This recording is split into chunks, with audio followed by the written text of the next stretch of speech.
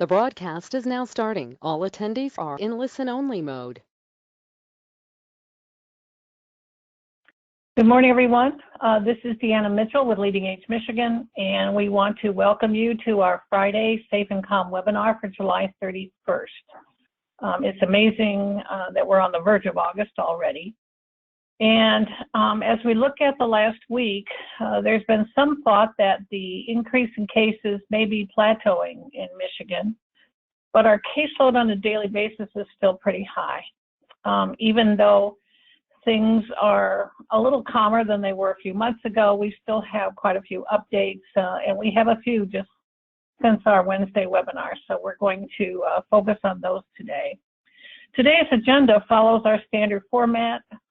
Dalton will only be available during his section, and so we ask that if there are any legislative questions, you ask them up front. He will be providing some updates as to the legislative and some of the political issues affecting Michigan and the industry. And then we'll follow with a very short situation update and a few updates and guidance and some resources. For today, we have moved all the nursing home content to the end of the webinar so that persons who need to jump off can do so. And Laura Funch will be presenting a short overview of directed plans of correction for nursing homes. So at this point, we'll turn the presentation over to Dalton Herbal, our Director for Advocacy. Good morning, everyone, and thank you for joining the call. Today we'll be speaking about some general updates regarding the things going on politically in Lansing. We'll be touching over the immunity bills, both the state and federal ones, giving you some specific language to look through. And then we'll be talking about LeadingAge National's advocacy campaign and their continued ongoing efforts to make our voice heard on the national level. So firstly, we are going to talk about some general updates in Lansing. As far as the Lucido bill goes, which is the bill to remove COVID-positive individuals from nursing homes and establish one designated COVID facility in each of the 8 healthcare service areas. That bill was reported to the governor 2 days ago, or 2 days ago. And previously we had thought that there was no way she was going to sign the bill, but we have recently heard that she is considering actually signing the bill, but she's weighing her political options. Her close advisors and other advocacy groups are advising her not to sign the bill, but she feels that the political blowback from not signing a bill of that nature might be too much. So it's not as ironclad as we thought in terms of her not signing it. So she's kind of in the middle right now. The nursing home camera bill, where they would make it so you can place cameras in the rooms of residents following a long procedure of things and notification. That bill is planning to be taken up in September when the legislature returns to a more regular schedule. They have all of August. They have dates in August scheduled, but those are really sporadic. And back in September, they go back to following the more traditional legislative schedule. As far as the CON issues that were arising, we are monitoring the progress of the new bed need methodology, and we'll have more information on that coming soon as they move that further along in the process. So moving on to legal immunity, these next couple of slides are specific language for the Michigan bill. We have heard that this is likely to be vetoed, but we still wanted to give everyone kind of a view of what's going on here. This bill was largely formulated by the Republican-led legislature, and many of the amendments proposed to it by Democrats were shot down in committee or on the floor. And so the governor got this bill without a lot of her input being acknowledged. And she's also being advised by other trade groups not to sign this. So what does this bill do? It says that a healthcare provider or healthcare facility providing healthcare services during the state of emergency declared by the governor would not be liable for the death of or an injury sustained by a person by reason of those healthcare services. So essentially you're protected from civil liability for the length of the state of emergency. It also adds specific protections that apply retroactively for the period of March 10th to January 1st, 2021. And those protections are for the following services: rendering COVID-related healthcare services, arranging, scheduling, rescheduling, canceling, or postponing the rendering of healthcare services, and acts, omissions, or decisions resulting from the shortage of necessary resources. And it's important to note that this does not apply in cases of gross neglect, willful, or criminal misconduct.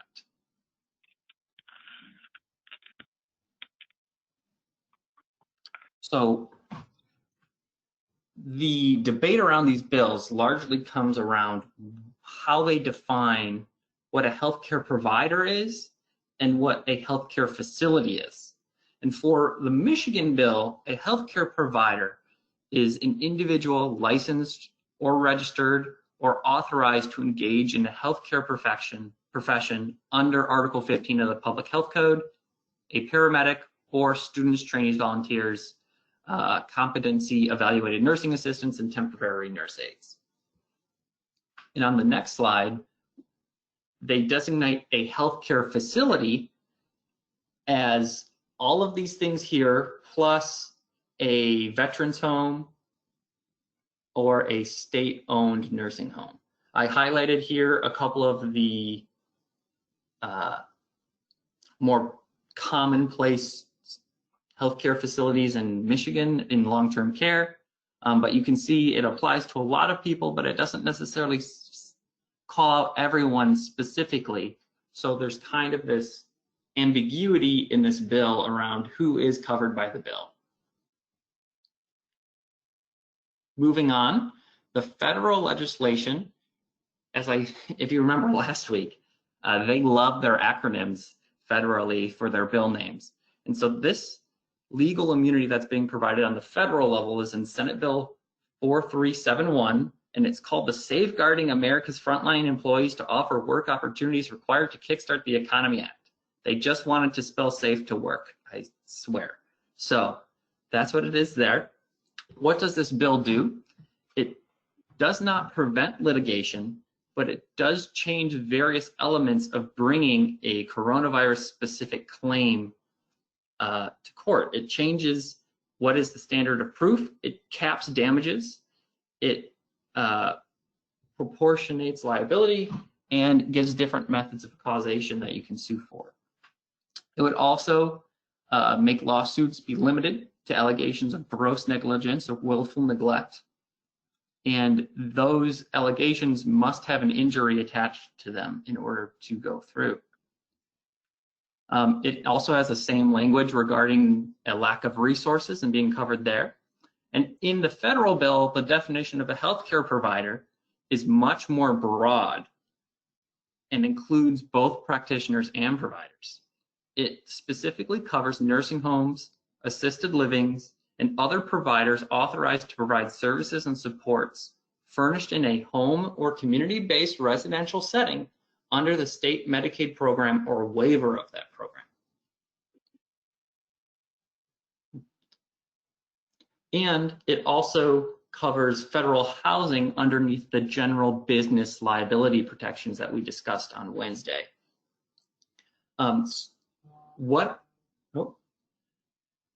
Housing providers fall under the general business protections, as I said, and for an exposure claim against a housing provider to succeed, that it must be proved that the business was not making a reasonable effort to comply with standards or guidance, and that the entity engaged in willful misconduct or gross neglect, and that the exposure caused personal injury.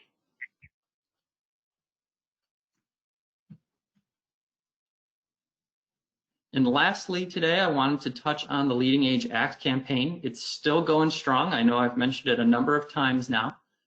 This is a letter over here that Katie Sloan, president of LeadingAge Michigan, sent to Nancy Pelosi, Kevin McCarthy, and Mitch McConnell, and Chuck Schumer.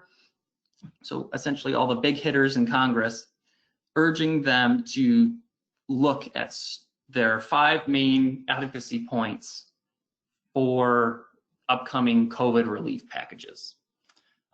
These links here have general talking points down here. You have general talking points, you have specific Medicare home health talking points and housing talking points. And the link above is actually will take you to a form letter that you can then read and then sign, and it will automatically be sent to your members of Congress. And so they make it pretty quick, pretty easy for you to make your voice heard and to advocate on behalf of Michigan seniors.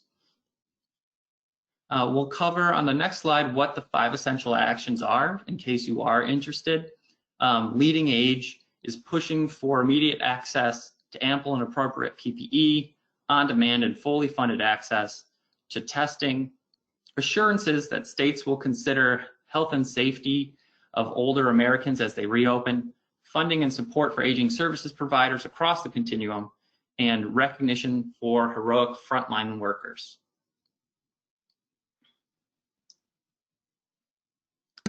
All right, thank you, Dalton. Before we can get into any questions, LeadingAge Michigan would like to thank our business partners for their continued support during the pandemic, and we encourage you to take a look at the names of the organizations up on the screen right now. These are the companies that continue to support our association and your organization as well. Without their continued support, the Education Foundation would be unable to be as dynamic and innovative as we are. Therefore, when you are considering a purchase of goods or services, please remember this page of names and also the page of logos and further names to come further on in the webinar whenever you do decide to make a purchase for your organization. Right now, I do not have actually any questions, so it looks like we can go ahead and move forward. Excellent. Thank you, everyone. Have a good day. Thank you, Dalton. You as well. Okay. Thank you, Dalton. We can now move on to the situation update. We did note earlier in the week that Dr. Caldoun was hopeful that we might be flattening in terms of new cases. So we're going to look just at the Michigan numbers today to see how caseload has changed since the governor's press conference on Tuesday. So these are the Michigan caseload numbers calculated using the standard moving 7-day average that we do. You can still see some variability in terms of caseload spikes, even though this is an average over a short period of time. So, however, you'll note that for the last few days, it has been going up.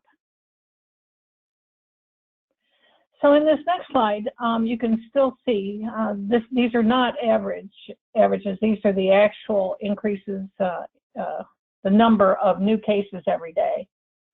You can still see that they're pretty volatile. And a lot of that still can be due to reporting delays. They don't report every case. Sometimes they're batched and they wait. But the average new cases over the past 7 days is about 700 persons. And that compares to early June when we hit lows from 150 to 200. So you can see that we still have a lot of new cases every day.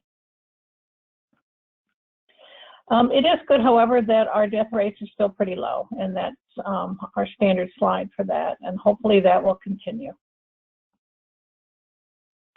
As of yesterday, this is the MySafe Start map, and you can see it's not changed since Wednesday. We have lost those ugly red areas in Grand Rapids and Lansing over the last week or two, but we do have medium to high risk areas over most of the state. Okay, so now we're going to move on to our resource and guidance updates for the past few days, and we also included a few topics, and we usually do, where we continue to receive questions. So the first thing we want to talk about this morning is the assisted living data portal, and this is because there's such a tight time frame for this, and it's really important for assisted living members to get their data in because it might be the basis for getting a provider relief grant later. So this is only a consideration. It's not, there's no assurance here that assisted living providers will actually get funds, but HHS is considering it. This entire idea was only made known to us a few days ago, so it's a little choppy. We do note that HHS is considering providing these grants to licensed assisted living providers, which in Michigan would mean AFCs and HFAs. Originally, we were told by LeadingAge that would include those providers who only receive private funds, but since that time, the directions include Medicaid funding as well. So if you receive a private pay or Medicaid, you should let HHS know of your existence and that you would be interested in provider grants. Can't be a nursing home, however. You can be a standalone facility or part of a CCRC. Again, you can be private pay or Medicaid. There's a very basic set of information that you need to submit to identify yourself to the feds. There are links to the FAQs in the portal, which we sent out in numerous communications last night. We did have a couple members this morning who had trouble getting into the portal. And one thing that we did know that if you are using Internet Explorer, it doesn't work very well, you will not get a confirmation. So we suggest you use Chrome or some other browser. Additionally, one member couldn't get in because it was listed as an unsecure site. So you might have to look at your own system internally if you're having problems. However, if you do have trouble, please let us know. We are looking at our email all the time. So also let LeadingAge know. They are the ones really who understand. They helped build this portal, and you can notify them at LeadingAge. It is their website address for this particular thing is leadingage@leadingage.org.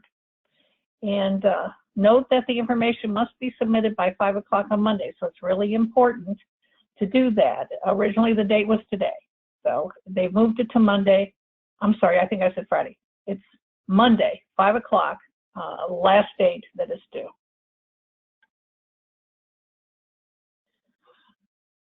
Earlier this week, we received a notice from MDHHS about planning a COVID vaccination reporting, planning for that in advance through MICR. You can move the rest of the slide forward, Blake.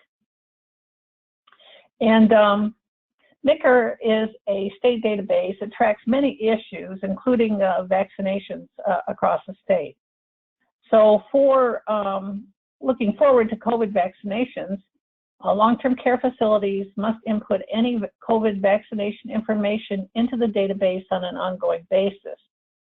We have assumed from their guidance that this means all residential long-term care settings, including unlicensed assisted living. We do not believe that it means independent living because it doesn't follow that you would always know about vaccinations. And in fact, we doubt that it does include them, but we've asked the state just to be sure to define which settings they're talking about here under long-term care facilities, but we've not yet heard back from the state. Members will have to create an account, and this should be done in advance so that any issues can be addressed. And there are MICR staff available in order to help. You have to sign a user agreement. The steps are all here, and they were also included in our member update earlier this week. I think it went out on Wednesday. So please check that, and we will also send out these links in the Q&A. This next slide is just for information. It's about a CDC resource for chronic disease, and that includes COVID-19. The website contains various articles which might be of interest to members. It's not specific to long-term care, but it contains several kinds of topics that affect residents clinically. And it's updated. So the journal kind of that it looks here is actually the website, and they post new articles about chronic care and COVID research and clinical care on an ongoing basis.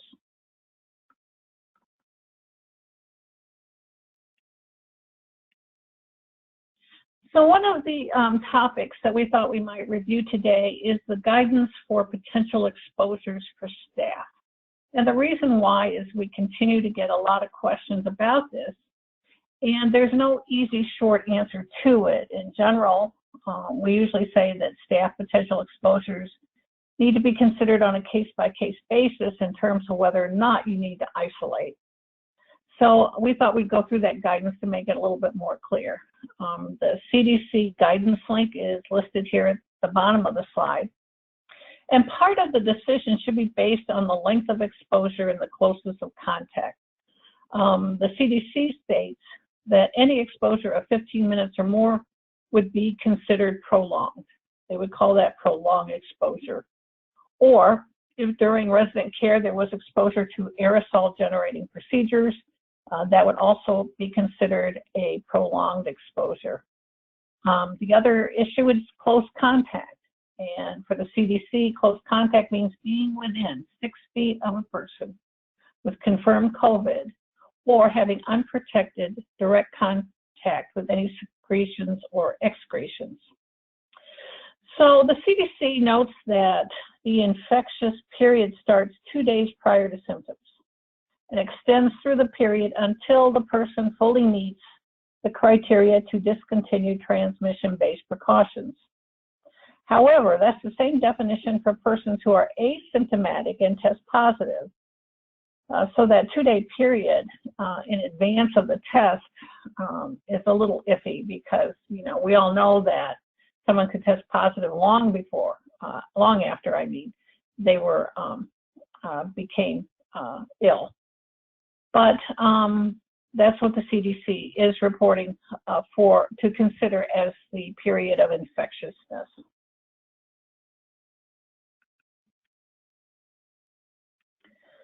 Considering the application of work restrictions, if you are in a region with no or only minimal transmission and you have sufficient sources for tracing and you have no staffing shortages, you should consider isolating any staff person who has had an exposure. If they come symptomatic, of course, you have to test them and there's no option about that. You have to place them in isolation immediately. But if you're in an area with low exposure, you should consider isolating any staff member as long as you have enough staff. But if you're in a moderate to substantial amount of community transmission, if you're in one of those areas, and there's little chance for contact tracing because so many persons have the disease, or if you have staffing shortages, it may not be feasible to isolate and or provide a work restriction for someone who has simply been exposed. So, however, all standard safety precautions should be taken if an exposed staff member is allowed to work. So that has to be taken into consideration.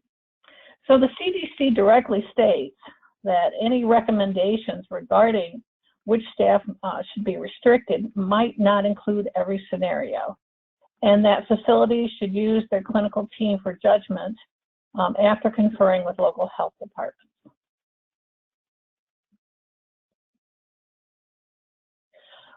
Earlier during the pandemic, the CDC put out this very complicated table that included all different kinds of exposures and details as to whether the staff member was protected or the resident or the person who was positive was protected. But they pretty much now at this point edited it down to the information that's in this table here. So persons who have had prolonged contact, as we defined earlier, with anyone with a confirmed COVID case, and they were not wearing a mask or a respirator, or they weren't wearing eye protection and the positive person wasn't masked, or if the staff wasn't wearing full PPE, and that includes an N95 mask, during any aerosol generating procedure, then you should exclude them for work for 14 days, have them self-monitor, and of course, report any symptoms. The CDC also has guidance for community exposures, and it kind of looks similar, but is a tad different, simply because these are not necessarily healthcare workers anymore. But if there is close and prolonged contact during any time of the exposure, remember that's 2 days before and throughout the time until they meet the criteria to discontinue transmission-based precautions, then persons should stay home for 14 days, monitor, and of course report any symptoms. This is the recommendation whether or not either person was wearing any mask. So any kind of prolonged and close contact, whether or not masks were worn by either person, would warrant staying at home. It seems a little bit more restrictive than for staff, but we're assuming that's because the recommendations for staff are discussed in a more restrictive environment where there's PPE and better control. In general, for persons in communities where there is significant transmission, the CDC highly recommends continued social distancing and wearing of masks, and they continue to suggest that persons at high risk stay home. So those basically are the guidelines for staff exposures. There's still a lot of wiggle room there, so again, we suggest that everyone talk to their internal clinical team and confer with the local health department if you have questions.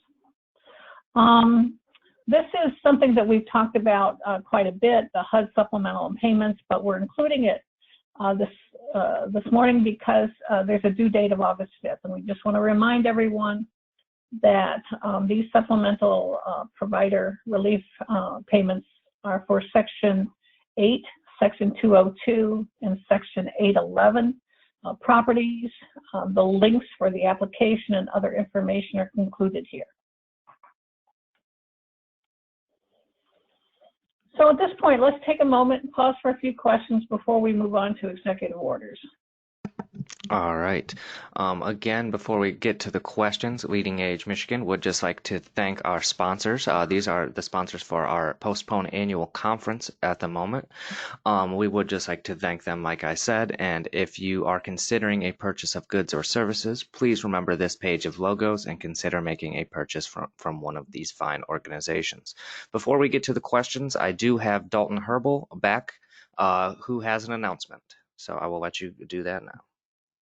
Hi, everyone. I'm back. Dave just got off the phone with the Attorney General's office. They're going to be sending out a press release on Monday, August 3rd.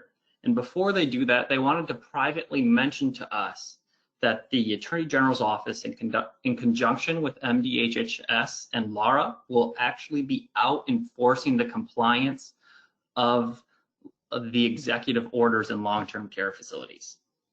They specifically mentioned the executive orders around communal dining, group activities, evictions, and filed complaints.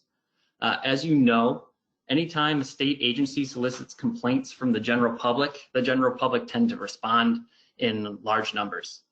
They also told us, or wanted to remind us rather, that a violation of one of the executive orders is a misdemeanor with a $500 fine and a possible 90 days in jail. We will have a copy of the press release in our hands on Monday. They're still drafting it, but they'll be sharing it with us, and we'll be sharing it with all of you once we receive it. So keep an eye out on those listservs. We'll be distributing what we receive on the listservs. As you know, politics in Michigan are running high right now relating long-term care facilities. And we wanted to get this information out to you as soon as possible, which is why I'm back on the call, letting you know that this is all kind of happening in real time. Thank you, and we'll have more information shortly. All right, thank you, Dalton. I'd like to comment just for a moment, Blake. One of the things that we identified early was that the surveyors, at least according to Laura, were not going to be looking at the visitation rules closely beyond what is required by CMS. So this might be the place where the state starts to monitor that. So just to give you all a heads up. Go ahead, Blake. All right, thank you, Dalton and Deanna. I do just have a couple questions. An employee tested positive in April as asymptomatic, quarantined and returned to work, has tested negative 3 times since beginning weekly testing, and then this past week tested positive again, asymptomatic. Do we report this as a new case? I would have to look to see if you report it as a new case. However, anyone who tests negative and then later tests positive should be reviewed by an infection specialist of some sort because it's never clear whether or not they have been reinfected. There have not been any that I'm aware of known cases, or if so, there have been very few even possible cases of reinfection at this point. But remember, the virus has only been in the States for a few months, so there may not be time to really monitor for that. So CDC considers a positive case following negative testing and earlier positive testing as something to look at closely. So that person probably should be isolated and evaluated. Whether or not you have to report it as a new case, I'm not sure. We can look into that part. All right. And then someone said, Dalton, could we have a brief list right here in the Q&A on the call of those particular executive orders you mentioned? So I'm not really sure. Yeah, I will. What I'll do is I will copy and create a list, and I will drop that into the handouts. Oh, there we go. Perfect. Yep. So that will be added to the handouts throughout this call. We'll let everyone know once that does get added. All right. What did Dalton say the audits for compliance to the EOs will focus on? I heard communal dining, group activities, etc. All right. So basically the same thing. Yep. We will have Dalton kind of write a list of those, and we'll throw those in the handouts. So that will be there by the end of the webinar. And the ones that were mentioned were communal dining, group activities, evictions, and filed complaints. All right, thank you. All right, that is the last question I have right now, so it looks like we can keep on moving forward.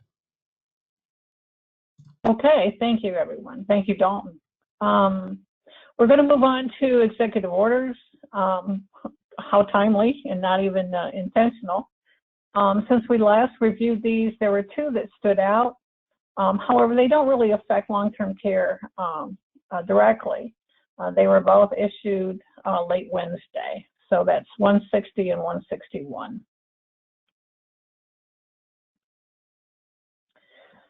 So Executive Order 2020-160 further restricted social gatherings in Michigan, and we believe this was a direct response to the increasing caseload numbers. In fact, the governor said it was. In particular, the governor cited a number of outbreaks that were directly related to social gatherings. Of course, there's the Lansing bar story that ended up with 187 new cases. 50 cases related to a single party in Saline, and 43 cases from a huge party at Torch Lake. So effective last night at midnight, gatherings are now limited to 10 persons for indoors if the persons are not of the same household, and 100 persons for outdoor gatherings, although regions 6 and 8 can have up to 250 persons per outdoor gathering. Bars will be closed for indoor service if 70%, I think it's 70, yes, % of their sales are from alcohol. The governor is opening the Detroit casinos at 15% capacity as long as they put serious safeguards in place. But that piece does not become effective until 8/5. Social distancing and masking is still required for anyone when they're outside of their home, especially in indoor public places. Places like theaters, gyms, amusement parks, arcades continue to be closed, and religious services can continue. And this order currently doesn't have an end date. So, however, she can change it at any time, but it would be at her, in other words, there's no expiration date that we could look forward to at this point. The next executive order, 161, is a very long and detailed order. It has specific guidance for different kinds of entities such as manufacturing, construction, restaurants, outdoor work. But it also puts some general safeguards into place for all businesses.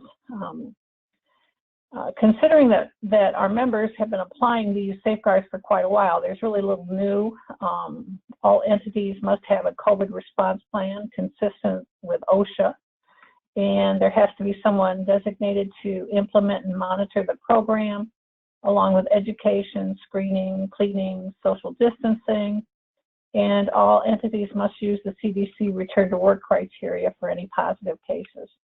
So there's nothing really new there, but she has made some specific things for different kinds of, well, she's updated specific areas for different kinds of businesses.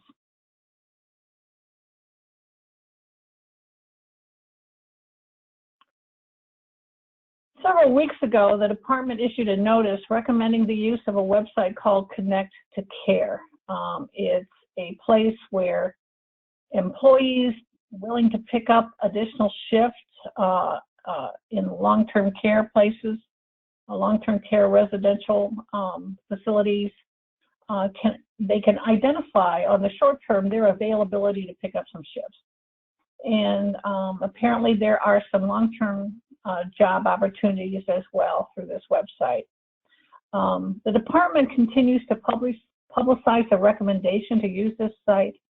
When they first announced it, we found it was not yet functional, so that was a problem. But they assure us that it is functional at this point.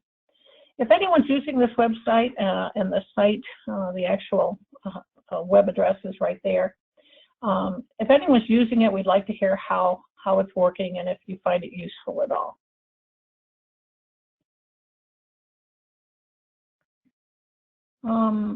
Additionally, this week, the department issued provider letter L20-45, which extends the premium pay for personal care workers in home health, My Choice, and My Health Link. And the My Choice program, that pay would include residential setting workers who are serving My Choice program persons. And I know that some of our members have received some funds in order to support additional pay for staff. So this is an extension from the earlier directive, L letter 2028, that provided the $2 in additional pay. And that was originally effective 4/1. And this letter now extends the program for that supplemental pay through September 30. This is based on language in PA 123 that was just recently passed. Agencies, but not the residential setting, but the agencies, so it'd be My Health Link or My Choice, will also get an additional 24 cents for administering this program. Agencies should know that these payments will be likely audited in the future, and the provider letter also notes that workers must follow the MDHHS guidance for COVID care. It's called Actions for Caregivers, and it's been on their website for quite a while, and it's designed to address COVID-related safeguards for workers in home-based settings, since most of these programs for the supplemental pay really deal with persons who are being served at home. So if members have any questions, they can call provider support at the number listed here. And then a quick thing, Deanna. Dave just said, since the AG's office mentioned EO 148, can you quickly cover the intent of it? I will try to do that very quickly. I'll have to look it up. I don't know them all by number, but I will look that up as we speak. Let me do that as Laura's speaking, and then I will come back at the end and discuss 148. Sounds good. So the department this week put out another note using the MyHand system for test-based strategies. So we've been talking about this for about 2 weeks. The CDC put out guidance that pretty much states that test-based strategies should only be used in rare circumstances, such as for immunocompromised persons and persons who had experienced severe COVID disease. So now they have actually issued this guidance to facilities directly to let them know that their direction is in alignment with the CDC. They already have updated their guidance on the COVID website as of last Monday.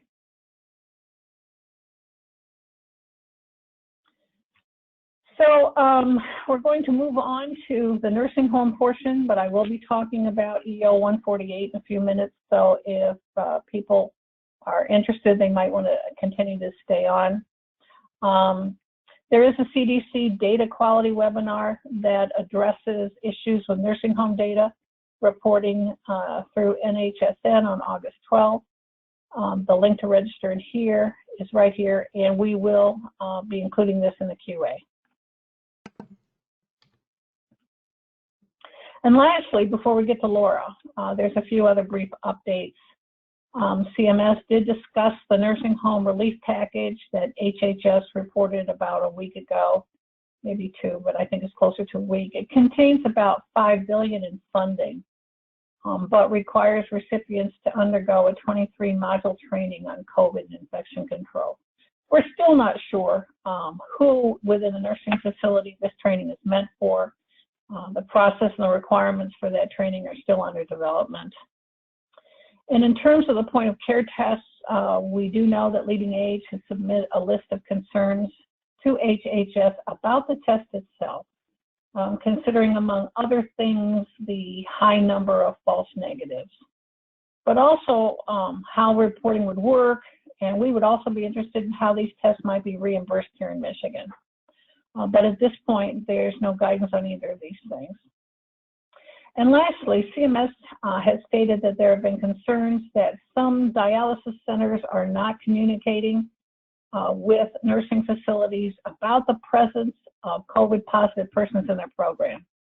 And the risk for resident exposure, obviously for residents who might be going out from some of our nursing homes to dialysis. So if there are any members who are having concerns about this, CMS would like to have more information about it, and you can either contact us at Safe and Calm, or you can talk to LeadingAge National.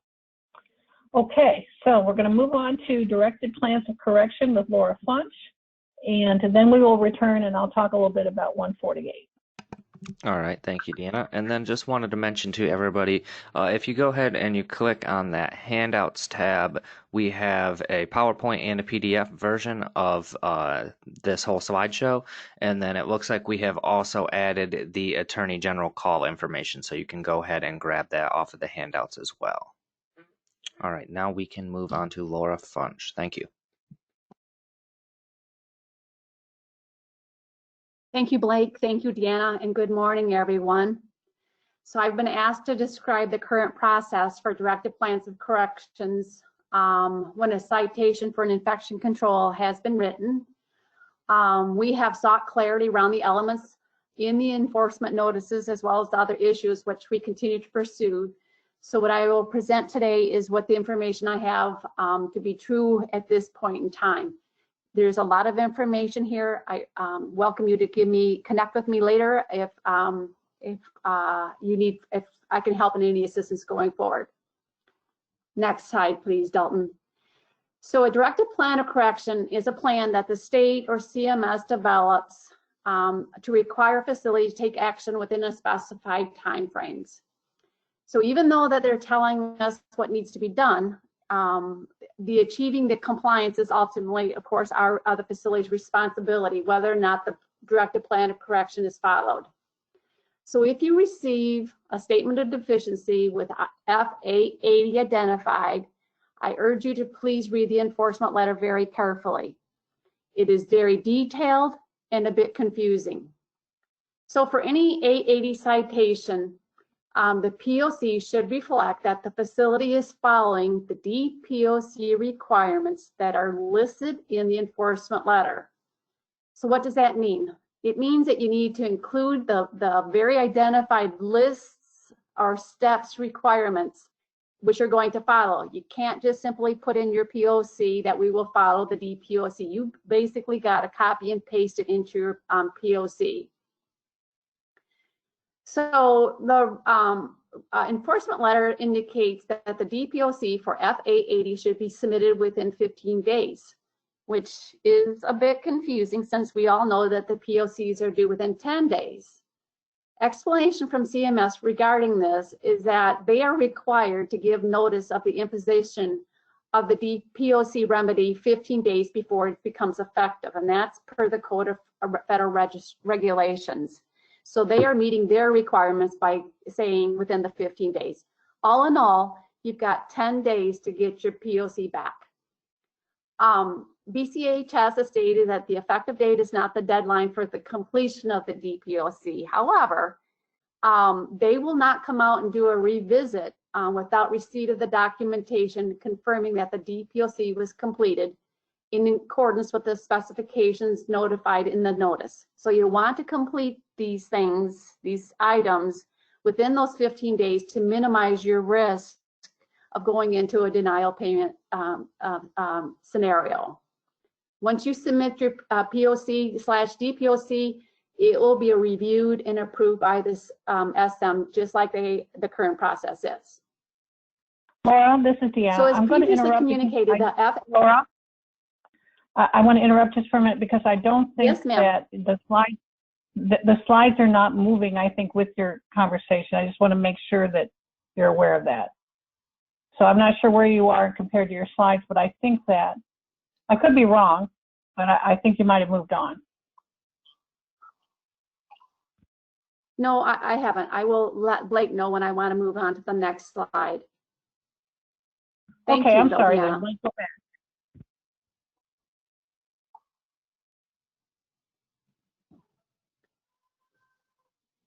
Blake, please retract this back. This is the slide. Which one do you want to be on? This one? I want to stay right here until I ask you to move forward, please. Thank you.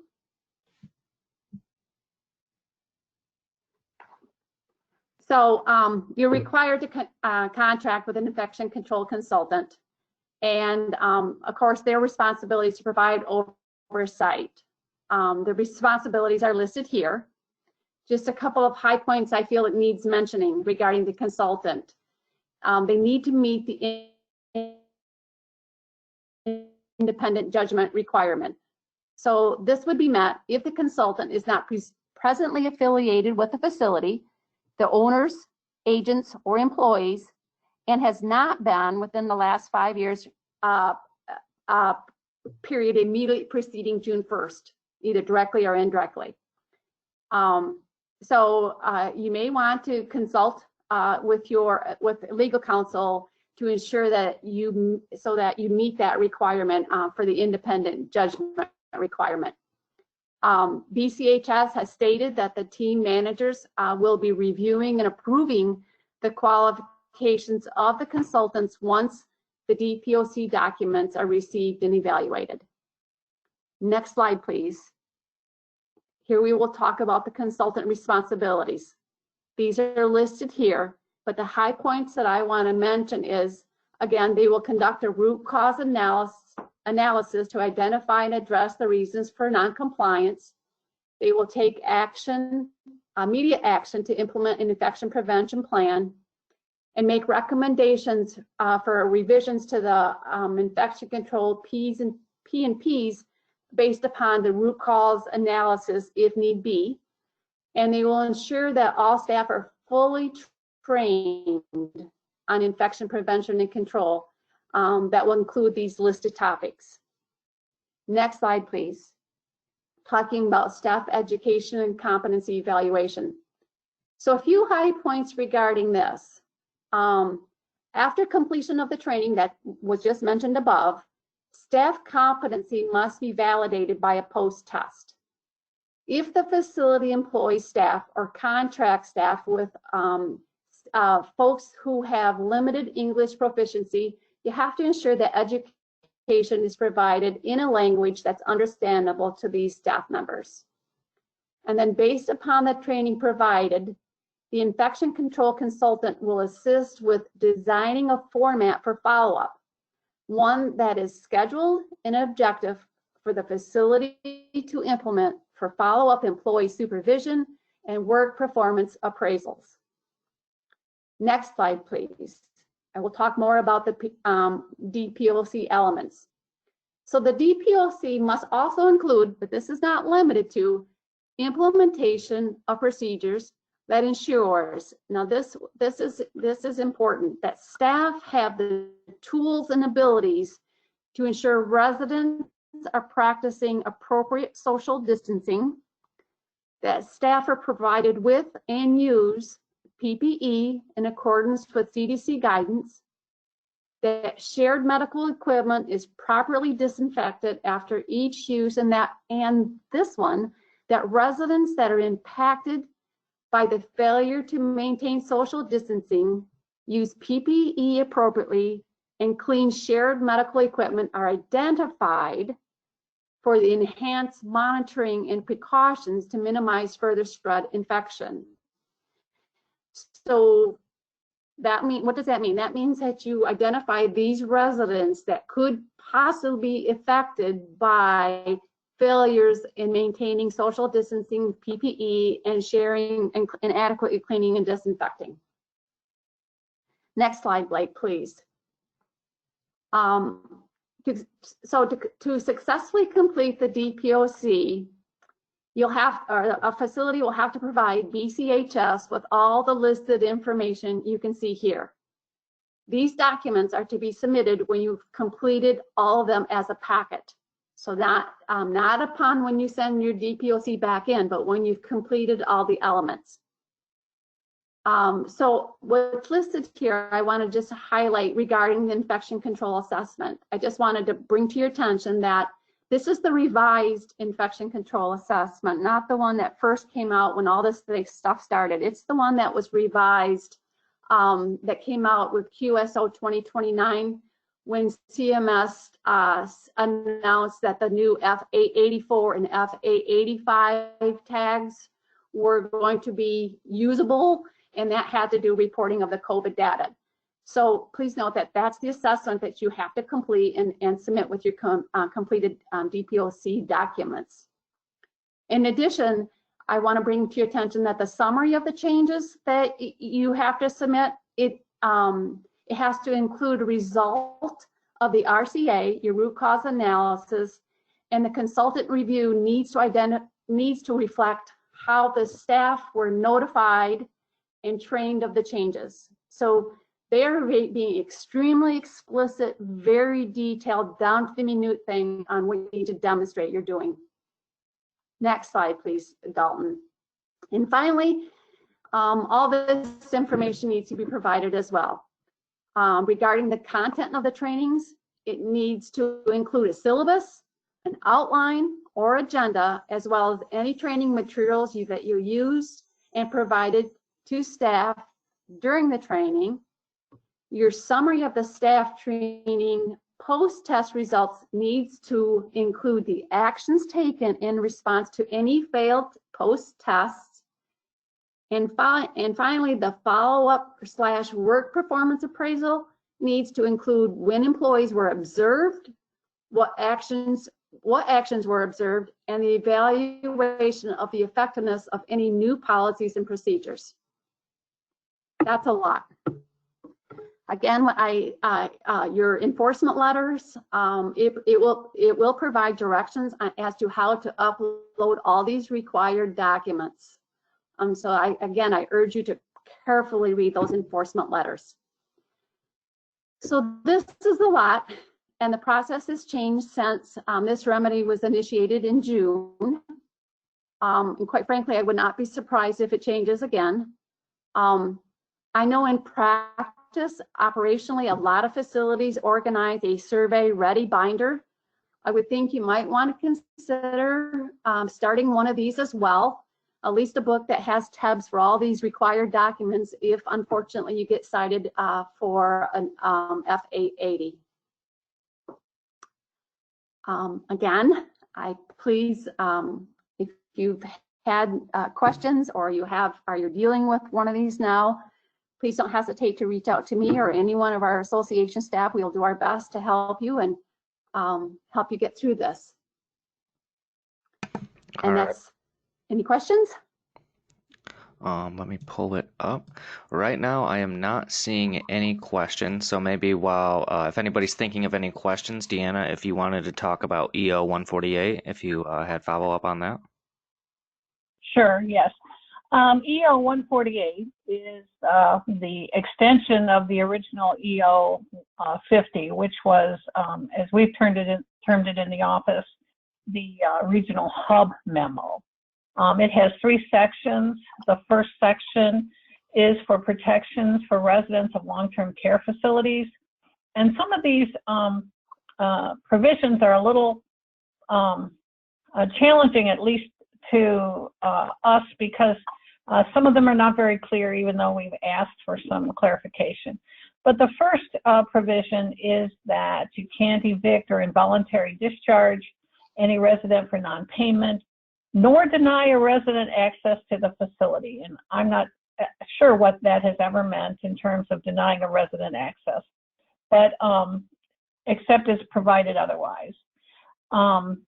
You can't prohibit admission or readmission based on COVID-19 testing requirements if they're not inconsistent with what has been developed by MDHHS. And MDHHS has provided some guidance about the fact that there is an expectation that hospitals test, but if they haven't tested in the last 72 hours before admission, facilities are supposed to test.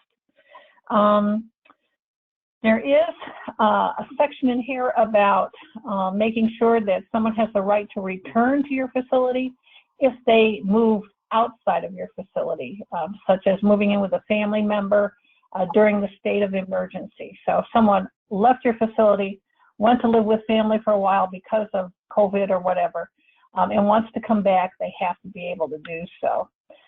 They still have to pay their bills. You are supposed to facilitate the use of telemedicine as much as you can. Then the second section is about protections for employees and residents. So any employee who tests positive should remain in their homes, and you can't discharge, discipline, or otherwise retaliate if staff decide to stay home if they've tested positive.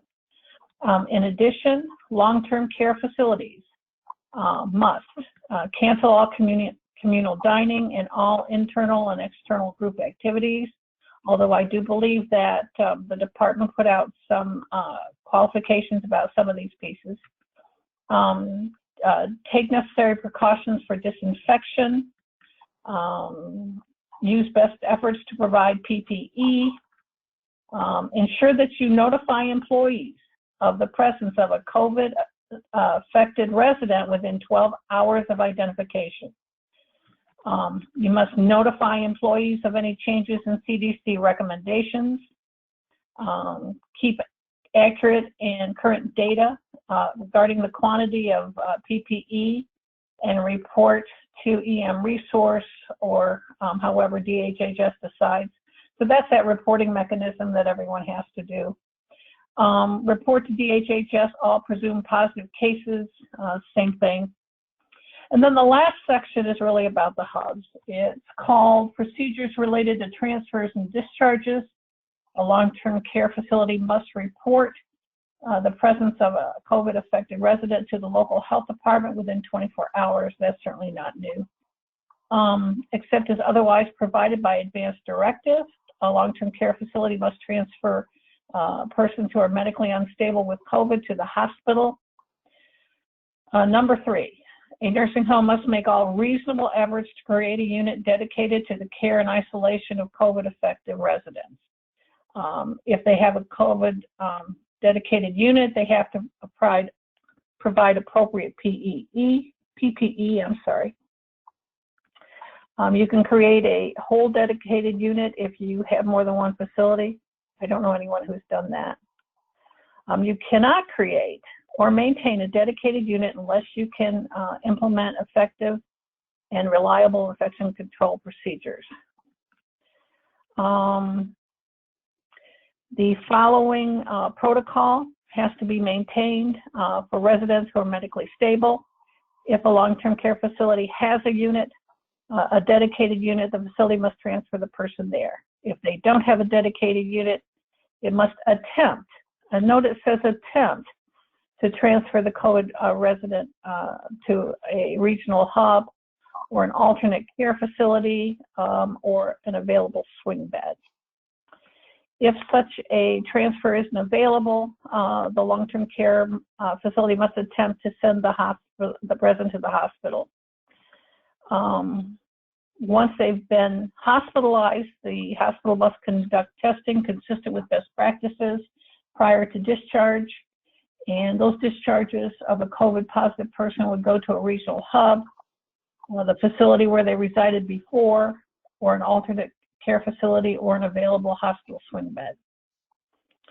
Discharge destinations are determined consistent with several criteria: wishes of the family, the resident, guidance of the local health department.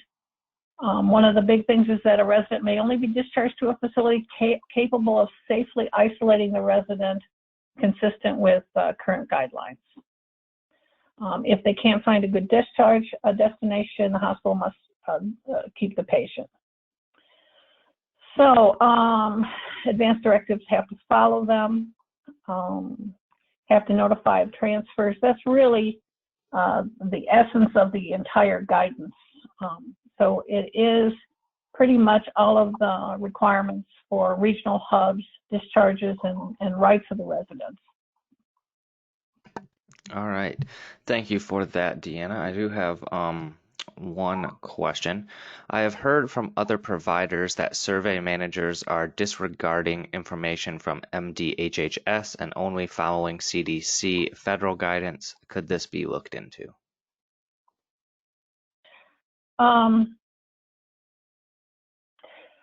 not sure they're disregarding it. I think that they're not tracking it. It is our understanding, and what we heard from Laura a couple times in the past couple months, is that it's not their responsibility to do anything but to survey for the CMS guidelines or the CDC guidelines in cases of assisted living.